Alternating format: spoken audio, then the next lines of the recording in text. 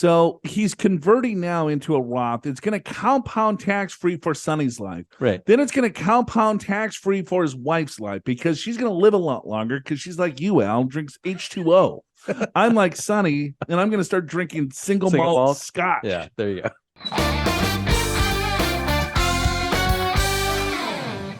All right, here's his question. Should I transfer funds from my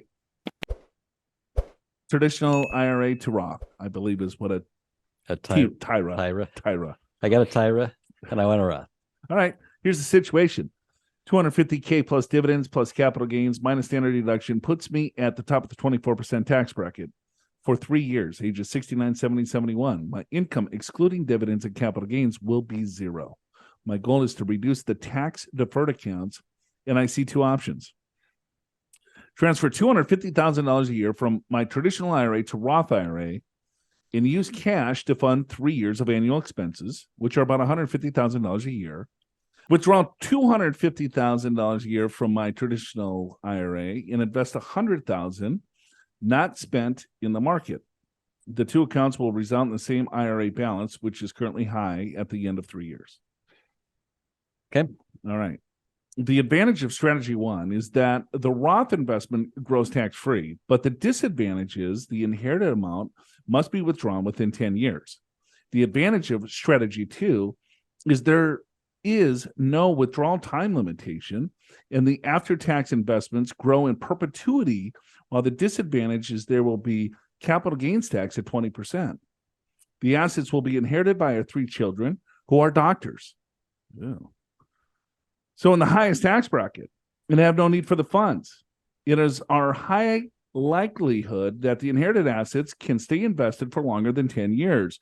Would love to hear your spitball on the two strategies. Okay, so what he's going to transfer $250,000 a year from his traditional IRA to a Roth IRA. Yep, that's one choice. And he's going to use cash to fund 3 years of annual expenses. So he's got a little cash outside of the retirement accounts. He's got a lot of money in the retirement accounts.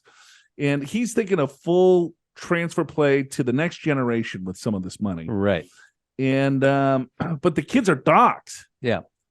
Get stock there. Yeah, right. Get stock there. But he's worried about the 10-year distribution upon inheritance. So then he's like, all right, well, I'm going to withdraw $250,000 and just invest $100 because he needs $150 to live off of. Right.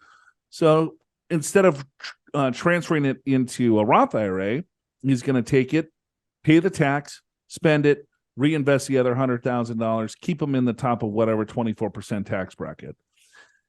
Which do you like better there, Big Al? There's no choice here. The first one.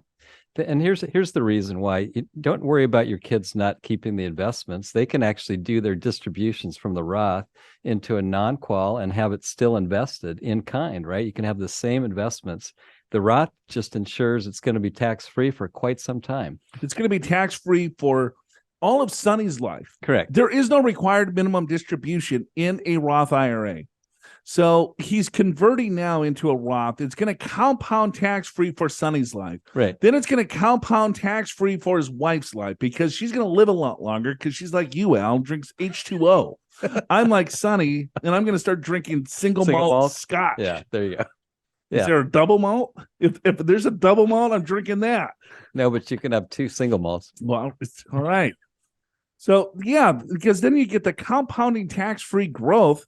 Instead of if he takes the money out and reinvests it into a brokerage account, there could be capital gains, there could be distributions, there could be all sorts of taxes along the way where he'll never, ever pay taxes on those money again. And then when he passes or when the wife passes, the kids can still stretch 10 years tax-free. Right. Yeah, there's no question. And then it can go out to the non-qualified. They don't have to spend it. It just has to be distributed. And then you've got, let's see, Sonny is probably 68 or 69. So Sonny, you probably got 25 years or more of your life. And if your wife outlives you, right? And then... You know the exact date? I do.